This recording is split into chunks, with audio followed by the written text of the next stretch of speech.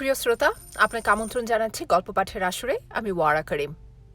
এখন যে গল্পটি পড়তে যাচ্ছি সেটি সত্যজিৎ রায়ের লেখা অতিথি। সঙ্গে থাকুন। অনেক ধন্যবাদ।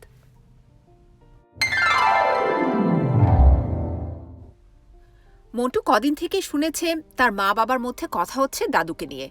মন্টুর ছোট দাদু, মার ছোট মামা। দাদুর চিঠিটা যখন আসে তখন মন্টু বাড়ি ছিল। মা চিঠি পড়ে প্রথমে আপন মনে বললেন, বোঝো ব্যাপার। তারপর বাবাকে ডেকে বললেন, ওগো শুনছ? বাবা বারান্দায় বসে মুচির জুতো মেরামত করা দেখছিলেন। মুখ না তুলেই বললেন, বলো। মা চিঠি হাতে বেরিয়ে এসে বললেন, মামা আসছেন। মামা? আমার ছোট মামা গো। বাবা ঘাড় ঘুরে ভুরু কপালে তুলে বললেন, বলো কি, তিনি বেঁচে আছেন? এই তো চিঠি। মামার যে চিঠি লেখার মতো বিদ্যে আছে সেটাই তো জানতাম না। বাবা আরামকেদারের হাতল থেকে চশমাটা তুলে পরে নিয়ে মার দিকে হাত বাড়িয়ে দিলেন। কই দেখি। এক পাতার চিঠিটা পড়ে বাবাও বললেন, বোঝো। মা ততক্ষণে মোড়ায় বসে পড়েছেন। একটা খটকা লেগেছে দুজনেরই, সেটা বেশ বুঝতে পারছে মন্টু। বাবাই প্রশ্নটা করলেন, আমাদের ঠিকানা পেলেন কোথায় বলো তো? আর ওর ভাগ্নির সঙ্গে যে সুরেশ বোস বলে একজনের বিয়ে হয়েছে, আর তারা যে এই মামুদপুরে থাকে, সেটাই বা জানলেন কি করে? মা একটুক্ষণ ভুরু কুঁচকে থেকে বললেন, সেতুল মামা আছেন তো, তার কাছেই জেনেছেন হয়তো। সেতুল মামা? আহ, তোমার আবার কিছু মনে থাকে না। মামাদের পড়শি ছিলেন নীলকণ্ঠপুরে। কত যাতায়াত ছিল আমাদের বাড়িতে, তুমিও তো দেখেছ। বাজি ফেলে 56টা রাজভোগ খেলেন আমাদের বিয়েতে, সেই নিয়ে কত হাসাহাসি। ও হ্যাঁ হ্যাঁ, ছোট মামার সঙ্গে তো খুব মিতালি ছিল। গোড়ার দিকে মামা যে চিঠি দিতেন সে তো শুনেছি সেতুল মামাকেই। এ বাড়িতেও তো এসেছেন না শীতলবাবু? বাহ, আসেননি? রানুর বিয়েতেই তো এলেন। ঠিক ঠিক, কিন্তু তোমার ছোট মামা তো শুনেছিলাম সন্ন্যাসী হয়ে গেছেন। তাই তো জানতাম, তিনি আবার হঠাৎ আমার এখানে আসছেন কেন সেটা তো বুঝলাম না। বাবা একটু ভেবে বললেন, অবশ্যই আসতেই যদি হয় তো তোমার কাছে ছাড়া আর কার কাছে আসবেন বলো? তোমার বাপ মা, বড় মামা, বড় মামি সব পরলোকে। বড় মামার ছেলে কানাডা, মেয়ে সিঙ্গাপুর, তুমি ছাড়া তার আর আছে কে? তা তো বুঝলাম, কিন্তু যে লোকটাকে প্রায় চোখেই দেখিনি তাকে মামা বলে চিনব কি করে? মামা যখন বাড়ি ছেড়ে চলে যান তখন আমার বয়স 2 বছর, আর ওনার 16 কি 17। ওর একখানা ছবি আছে না তোমার সেই পুরনো অ্যালবামে? তোমার যা কথা, সে চেহারা আর এখনকার চেহারা! তখন মামার বয়স 15 আর এখন 60। সত্যি খুব মুশকিলে পড়া গেল। ঘর তো একখানা বাড়তি আছে, বিনুর ঘর, কিন্তু কি খায় না খায় কিছু জানা নেই। খাবে আবার কি, আমরা যা খাবো তাই খাবে। আমরা যা খাবো মানে কি? যদি সাধু হয়ে থাকেন সত্যি সত্যি তাহলে তো নিরামিষ খাবে, সে তো আরো ঝক্কি, 5 রকম পদের কমে হবে না তার। চিঠির ভাষা দেখে তো সাধু বলে মনে হয় না, দিব্যি আমাদেরই মতো লেখা। ইংরেজিতে তারিখ লিখেছে, ইংরেজি কথা ব্যবহার করেছে, এই তো আননেসেসারি। নিজের ঠিকানা তো দেয়নি। তা দেয়নি, আর সোমবারই আসছেন বলে লিখেছেন। মা বাবা দুজনেই খুব ভাবনায় পড়েছেন বলে মনে হলো মন্টুর। সত্যি, যে মামাকে কেউ কোনোদিন চোখেই দেখেনি তাকে তো মামা বলে মনে করাই মুশকিল। মন্টু এই দাদুর কথা বড়জোর একবার কি দুবার শুনেছে। স্কুলে পড়া শেষ হবার আগেই দাদু বাড়ি ছেড়ে চলে যায়। তারপর এই 45 বছরের গোড়ার কয়েকটা বছরের পর আর তার কোনো খবর পাওয়া যায়নি। মা বলতেন তিনি নিশ্চয়ই মরে গেছেন। মন্টুর 2-1বার মনে হয়েছে দাদু যদি হঠাৎ একদিন ফিরে আসেন তাহলে বেশ হয়, কিন্তু তারপরে মনে হয়েছে সেরকম কেবল গল্পেই শোনা যায়। তাও গল্পে ঘর পালানো লোক অনেকদিন পর ফিরে এলে তাকে চেনবার লোক থাকে, এখানে তাও নেই। দাদু এলো কি দাদু সেজে অন্য লোক এলো তাও বলার জো নেই। দাদু অবশ্যই লিখেছেন বেশি দিন থাকবেন না, দিন 10। বাংলাদেশের ছোট মফস্বল শহরেই দাদুর ছেলেবেলা কেটেছে। সেই বাংলাদেশ দেখার ইচ্ছে হয়েছে দাদুর। নিজের দেশ নীলকণ্ঠপুরে তো যাওয়া যায় না, কারণ এখন আর সেখানে কেউ নেই, তাই মামুদপুরেই আসতে চান। তাও এখানে একজন ভাগ্নে আছে। মন্টুর বাবা এখানে ওকালতি করেন। মন্টুর দিদির বিয়ে হয়ে গেছে, সে থাকে রিসরায়। দাদা কানপুর হোস্টেলে থেকে পড়ে আইআইটিতে। রবিবারের মধ্যে মা সব ব্যবস্থা করে ফেললেন। দোতলার পশ্চিমের ঘরের খাটে নতুন বিছানার চাদর, বালিশের ওয়ার্ড, দাদুর জন্য সাবান, তোয়ালে, গামছা সবই এসে গেল। ট্রেন আসবে সকালে। দাদু নিজেই সুরেশ বোসের বাড়ি কোথায় জিজ্ঞেস করে সাইকেল রিক্সা করে চলে আসবেন। তারপর যা থাকে কপালে। বাবা আজই সকালে বলেছেন, মামা হোক আর না হোক, লোকটা যদি সভ্যভব্য হয়, মিশুকে হয়, তাহলে একরকম চলে যাবে, না হলে এই 10টা দিন হুজ্জতের এক শেষ। ভাল লাগে না বাপু, বললেন মা। সাপ না ব্যাং না বিচ্ছু কিচ্ছু জানা নেই। এখন সামলাও ঝক্কি। ঠিকানাটাও দিল না লোকটা। তাহলে না হয় কোনো একটা ছুতোয় না করে দেওয়া যেত। এ যেন একেবারে পণ করে ঘাড়ে এসে চাপা। মন্টুর মনের ভাব কিন্তু অন্যরকম। তাদের বাড়িতে অনেক দিন কেউ এসে থাকেনি। এখন তার গ্রীষ্মের ছুটি, সারাটা দিন সে বাড়িতেই থাকে। খেলার সাথীর অভাব নেই, সিধু, অনিশ, রথিন, ছোটকা, কিন্তু বাড়িতে একজন বাড়তি লোকের মজাটা আলাদা। সারাক্ষণ শুধু মা আর বাবাকে দেখতে কি ভালো লাগে। আর দাদু কি দাদু নয়, মজাটাও কি কম। এ যেন একটা রহস্য অ্যাডভেঞ্চার। যদি দাদু না হয়, যদি কোনো বদ মতলবে দুষ্ট লোক আসে, আর সেটা যদি মন্টু ধরে দিতে পারে, তাহলে দারুণ ব্যাপার হবে। সোমবার সকাল 10:30 থেকে সদর দরজার বাইরে ঘোরাঘুরি করার পর 11:15টার সময় মন্টু দেখল একটা সাইকেল রিক্সা আসছে তাদের বাড়ির দিকে। গাড়িতে একজন লোক, তার হাতে একটা মিষ্টির হাঁড়ি আর পায়ের কাছে একটা চামড়ার সুটকেস। লোকটা সুটকেসের উপর একটা পা তুলে দিয়ে বসে আছে। ইনি সাধু নন, অন্তত সাধুর মতো পোশাক পরেন না, ধুতি পাঞ্জাবিও নয়, প্যান্ট শার্ট। মা বলেছিলেন বয়স 60-এর উপর, কিন্তু বেশি বুড়িয়ে যাননি। মাথার চুলও বেশি পাকেনি।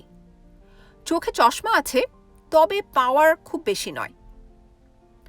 রিকশাকে ভাড়া চুকিয়ে দিয়ে বাক্স মাটিতে নামিয়ে রেখে ভদ্রলোক মন্টুর দিকে ফিরে দেখে বললেন, তুমি কে?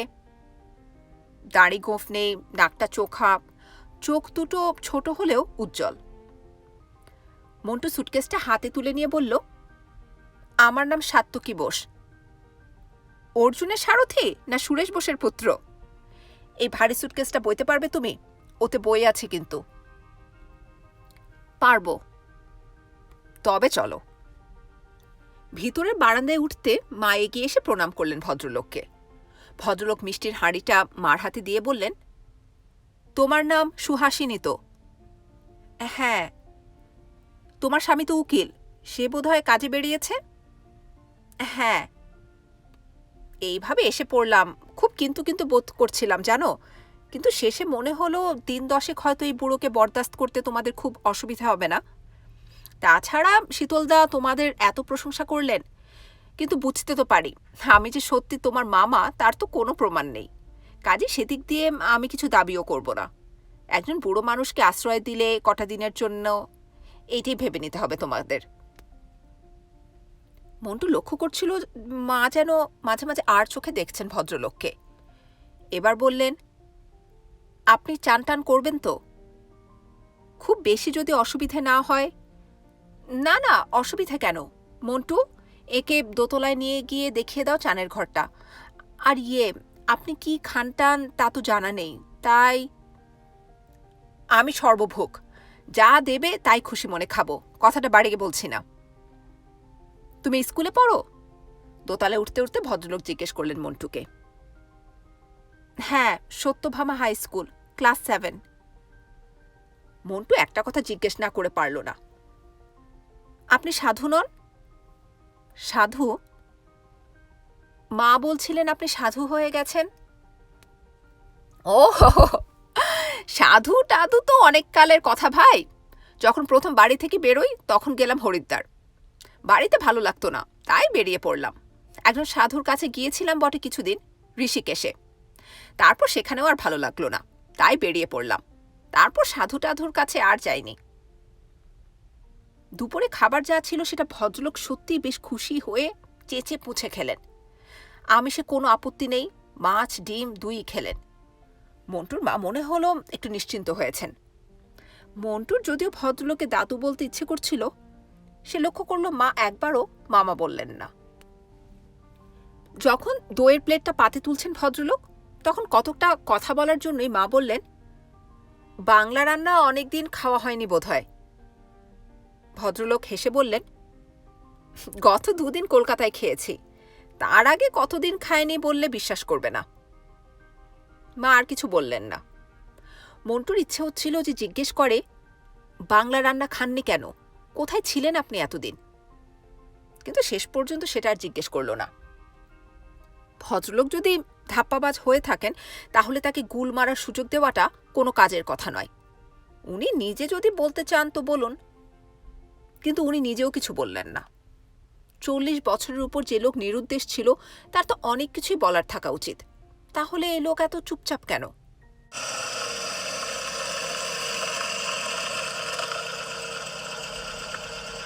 বাবার গাড়ির আওয়াজ যখন পেল মন্টু, তখন সে দোতলায়।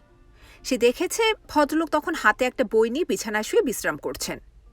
তার আগে মন্টু আধ ঘন্টা কাটিয়েছে ভদ্রলোকের সঙ্গে। সে ঘরের বাইরে ঘুরঘুর করছে দেখে ভদ্রলোক নিজেই তাকে ডাকেন, ওহে অর্জুনের সারথি। মন্টু গিয়ে ঢোকে ভদ্রলোকের ঘরে। এসো আমার কাছে, বললেন ভদ্রলোক, তোমাকে কিছু জিনিস দেখাই। মন্টু খাটের পাশে গিয়ে দাঁড়ালো। এটা কি? জিজ্ঞেস করলেন ভদ্রলোক। একটা তামার পয়সা। কোথাকার? মন্টু পয়সার গায়ে লেখাটা পড়তে চেষ্টা করে পারল না। এটাকে বলে লেপটা, গ্রিস দেশের পয়সা। আর এটা? এটাও মন্টু বলতে পারল না। এটা তুর্কির পয়সা, 1 কুরু। আর এটা রুমানিয়ার পয়সা, একে বলে বনি। এটা ইরাকের ফিল। এছাড়াও আরও 10 দেশের 10 রকম পয়সা মন্টুকে দেখালেন ভদ্রলোক। তার একটাও মন্টু আগে কখনো দেখেওনি, তার নামও শোনেনি। এগুলো সব তোমার জন্য। মন্টু অবাক। ভদ্রলোক বলেন কি? অনিশের কাকাও পয়সা জমান। উনি মন্টুকে বুঝিয়েছেন যারা এই কাজটা করে তাদের বলে নিউমিসম্যাটিস্ট। কিন্তু অনিশের কাকার মোটেই এত রকম পয়সা নেই, সেটা মন্টু জানে। আমি তো জানতাম যেখানে যাচ্ছি সেখানে আমার একজন নাতি আছে, তার জন্য এনেছি এসব পয়সা। মন্টু মহা ফুর্তিতে পয়সাগুলো নিয়ে নিচে নেমে এলো মাকে দেখাতে। মা আর ঘরে ঢুকতে গিয়ে বাবার গলা পেয়ে সে থেমে গেল। এই লোকটার বিষয়ে কথা বলছেন বাবা। 10 দিনটা বাড়াবাড়ি। ওকে পরিষ্কার করে বুঝিয়ে দিতে হবে যে আমাদের মনে সন্দেহ আছে। অতিরিক্ত খাতির না করলে ভদ্রলোক আপনি মানে মানে বিদায় নেবেন। আর কোনো রকম রিস্ক নেওয়ার কোনো প্রশ্নই উঠতে পারে না। আজ সুধীরের সঙ্গে কথা বলছিলাম, সেও অ্যাডভাইস দিল আলমারি টালমারি সব ভালো করে বন্ধ করে রাখবে। মন্টু তো সবসময় পাহারা দেবে না, তার বন্ধু বান্ধব আছে, খেলাধুলো আছে। আমি কাজে বেরিয়ে যাব, বাড়িতে তুমি আর সদাশিব। সদাশিব কাজ না থাকলেই ঘুমোয়, তুমিও যে দুপুরে ঘুমাও না তাও তো নয়। একটা কথা বলি তোমায়, বললেন মন্টুর মা। কি? এনার সঙ্গে কিন্তু মায়ের আদল আছে। তোমার তাই মনে হলো? সেই রকম টিকলো নাক, চোখের চাহনিও যেন সেই রকম। আহা, আমি তো বলছি না ইনি তোমার মামা নন, কিন্তু মামা লোকটি কেমন তা তো কিছুই জানি না আমরা। লেখাপড়া করেননি, কোনো ডিসিপ্লিন নেই, ছন্নছাড়া জীবন। আমার মোটেই ভালো লাগছে না ব্যাপারটা। বাবার কথা থামলে পর মন্টু ঘরে ঢুকল। এই ঘন্টা কয়েকের মধ্যেই মন্টুর ভদ্রলোককে বেশ ভালো লেগে গেছে। বাবার কথাগুলো সে পছন্দ করেনি। হয়তো পয়সাগুলো দেখলে বাবার মনটা ভদ্রলোকের প্রতি একটু নরম হবে। এই কয়েন উনি দিলেন? মন্টু মাথা নেড়ে হ্যাঁ বলল। উনি কি এসব জায়গায় গেছেন বলে বললেন নাকি? না, তা বলেনি। তাও ভালো, এই জিনিস কলকাতায় কিনতে পাওয়া যায়, চৌরঙ্গিতে দোকান আছে। 4:30 নাগাদ দোতলা থেকে নেমে এলেন ভদ্রলোক। তারপর বাবার সঙ্গে আলাপ হলো। আপনার ছেলের সঙ্গে আমার খুব ভাব হয়ে গেছে, বললেন ভদ্রলোক। হ্যাঁ, ও তাই বলছিল। মায়ের মতো বাবাও ঘন ঘন দৃষ্টি দিচ্ছেন ভদ্রলোকের দিকে। আমি দেখেছি কম বয়সী ছেলেদের সঙ্গে আমার খুব চট করে ভাব হয়ে যায়। ভবঘুরেদের বোধহয় ওরাই সবচেয়ে ভালো বোঝে। আপনি বুঝি সারা জীবনে ঘুরেছেন? তা ঘুরেছি, এক জায়গায় বসে থাকা ধাতে ছিল না আমার। আমরা আবার গুছানো জীবনটাই বুঝি। উদ্দেশ্য হারাভাবে ঘোরাঘুরি আমাদের পোষায় না। রোজগার আছে, সংসারের দায়িত্ব আছে, সন্তান পালন আছে। আপনি তো বিয়ে করেননি? না। ভদ্রলোক একটু চুপ করে থেকে বললেন, সুহাসিনীর বোধহয় মনে নেই। ওরা এক প্রমাতামহ, আমার এক দাদু, তাঁরও ঠিক এই প্রবৃত্তি ছিল। উনি ১৩ বছর বয়সে ঘরছাড়া হন। আমি তো অল্প দিনের জন্য হলেও ফিরেছি, উনি আর একেবারেই ফেরেননি। মন্টু দেখল বাবা মার দিকে ফিরলেন। এটা জানতে তুমি? জানলেও এখন আর মনে নেই, বললেন মা। বিকেলে চা খাবার পর এক ব্যাপার হলো। মন্টুর বন্ধুরা কদিন থেকে শুনছে যে সোমবার তার এক দাদু আসবে, যাকে দাদু বলে চেনার কোনো উপায় নেই। তারা ভারী কৌতূহলী হয়ে এলো সবাই দাদুকে দেখতে। ৪-৫টি ১০-১২ বছরের ছেলেকে একসঙ্গে দেখে দাদুও খুব খুশি। সবাইকে নিয়ে তিনি বেরিয়ে পড়লেন লাঠি হাতে নিয়ে। মিত্তিরদের বাড়ি পেরিয়ে মাঠটার একধারে কদম গাছটার তলায় বসে দাদু বললেন, তুয়ারেগ কাদের বলে জানো? সকলে মাথা নেড়ে না বলল। দাদু বললেন, সাহারা মরুভূমি জানো তো? সেই সাহারায় তুয়ারেগ বলে একরকম যাযাবর জাতি বাস করে। দরকার হলে তারা দস্যুবৃত্তি করে। সেই তুয়ারেগের কবলে পড়ে একজন লোক কিভাবে রক্ষা পেয়েছিল বুদ্ধির জোরে, সে গল্প বলি তোমাদের। দাদুর গল্প ছেলের দল মন্ত্রমুগ্ধের মতো শুনলে। মন্টু পরে মাকে বলেছিল, এমন গল্প ঠিক মনে হয় সবকিছু চোখের সামনে দেখছি। বাবা কাছেই ছিলেন, বললেন, গল্পের বই পড়ার বাতিক আছে বুঝি ভদ্রলোকের? কোনো এক ইংরেজি পত্রিকায় এই ধরনের একটা গল্প পড়েছি বলে মনে পড়ছে। মন্টু বলেছিল, ভদ্রলোকের সুটকেসে বই আছে সেটা সে জানে, তবে গল্পের বই কিনা তা জানে না। ৩ দিন ৩ রাত চলে এইভাবে। বাড়ির কোনো কিছু চুরি হলো না, ভদ্রলোক কোনো উৎপাত করলেন না। যা দেওয়া হলো তাই তৃপ্তি করে খেলেন। কোনো বাড়তি আবদার করলেন না, কোনো বিষয়ে অভিযোগ করলেন না। এ কদিনে বাবার বেশ কয়েকজন উকিল বন্ধু এসেছে মন্টুদের বাড়িতে। এমনিতে বেশি আসে না। মন্টু জানে তারা এই দাদু নয়, বুড়োকেই দেখতে এসেছে। মা বাবাকে দেখে মনে হয় তারা মোটামুটি বুড়োকে মেনেই নিয়েছেন। বাবাকে তো একদিন বলতেই শুনেছে মন্টু, লোকটা সাধাসিধে, এটা বলতে হবে। বেশি গায়ে পড়ার চেয়ে এই ভালো। তবে এরকম মানুষের বেঁচে থেকে কি লাভ জানি না। আসলে বাড়ি ছেড়ে পালানোর মানে বোঝো তো, দায়িত্ব এড়ানো। এরা পরাশ্রয়ী জীব, সারা জীবনই হয়তো এর ওর ঘাড়ে ভর করে কাটিয়েছে। মন্টু একবার ছোট দাদু বলে ডেকে ফেলেছিল ভদ্রলোককে। তাতে তিনি শুধু মৃদু হেসে তার দিকে চেয়েছিলেন, কিছু বলেননি। মা কিন্তু একবারও ডাকেননি মামা বলে। মন্টু সে কথা বলাতে মা বলেছেন, তাতে ভদ্রলোকের খুব একটা দুঃখ হচ্ছে বলে তো মনে হয় না। আর মামা যে ডাকবো, তারপর যদি বেরোয় মামা নন, তাহলে কি অপ্রস্তুতির ব্যাপার হবে বলতো? 4 দিনের দিন ভদ্রলোক বললেন আজ একটু বেরোবেন। নীলকণ্ঠপুর বাস যায় না? বাবা বললেন, তা যায়, বাজার থেকে 1 ঘন্টা অন্তর অন্তর বাস ছাড়ে। তাহলে ভাবছি জন্মস্থানটা একবার দেখে আসব। ফিরতে অবশ্যই বিকেল হয়ে যাবে। খেয়ে যাবেন তো? প্রশ্ন করলেন মন্টুর মা। না, সকাল সকাল বেরিয়ে পড়াই ভালো। ওখানে হোটেলে কোথাও খেয়ে নেব, ওর জন্য চিন্তা করো না। 9টার মধ্যে ভদ্রলোক বেরিয়ে পড়লেন। দুপুরে মন্টু আর লোভ সামলাতে পারল না। ভদ্রলোকের ঘর খালি। ওর সুটকেসটায় কি বই আছে সেটা দেখার শখ অনেক দিন থেকেই। বাবা নেই, মা একতলায় বিশ্রাম করছেন। মন্টু গিয়ে ঢুকল ভদ্রলোকের ঘরে। সুটকেসে তালা নেই। চুরির ভয়টা নেই ভদ্রলোকে, সেটা বোঝাই যাচ্ছে। মন্টু সুটকেসের ডালাটা খুলল, কিন্তু কোথায় বই? বই তো নেই। খাতা, খান ত্রিশেক নানা রকমের খাতা, তার মধ্যে 10-12টা বাঁধিয়ে নেওয়া হয়েছে। কিন্তু খাতা খুলল মন্টু। পরিষ্কার ঝকঝকে বাংলা হাতের লেখা, পড়তে কোনো অসুবিধে নেই। মন্টু খাটের উপর উঠল খাতাটা নিয়ে, আর পর মুহূর্তেই নেমে আসতে হলো। তার অজান্তে মা উপরে উঠে এসেছেন। ও ঘরে কি হচ্ছে মন্টু? ওনার জিনিসপত্র ঘাটাঘাটি করছো বুঝি? মন্টু সুবোধ বালকের মতো খাট থেকে নেমে এসে সুটকেসে খাতাটা রেখে দিয়ে ঘর থেকে বেরিয়ে এলো। যাও, নিজের ঘরে যাও, পরের জিনিস ঘাটতে নেই, নিজের বই পড়ো গিয়ে, যাও। 6টার একটু পরেই ফিরে এলেন ভদ্রলোক। রাত্রিরে খাবার সময় মন্টুর মা বাবাকে বেশ খানিকটা অবাক করে দিয়ে ভদ্রলোক বললেন তিনি কালই ফিরে যাচ্ছেন। তোমাদের আতিথেয়তার তুলনা নেই, কিন্তু আমার পক্ষে এক জায়গায় বেশি দিন থাকা পোষায় না। বাবা মা যে খবরটা শুনে অখুশি নন এটা মন্টু জানে, যদিও তার নিজের মনটা খারাপ হয়ে গেছে। বাবা বললেন, আপনি কি কলকাতায় যাবেন এখান থেকে? হ্যাঁ, তবে সেও বেশি দিনের জন্য নয়, সেখান থেকে অন্য কোথাও পাড়ি দেব। কারুর গলগ্রহ হয়ে থাকার অভ্যেস নেই, আমি সেই বাড়ি ছাড়ার পর থেকেই স্বাধীন। মা বললেন, গলগ্রহ বলছেন কেন? আমাদের তো কোনো অসুবিধে হচ্ছিল না।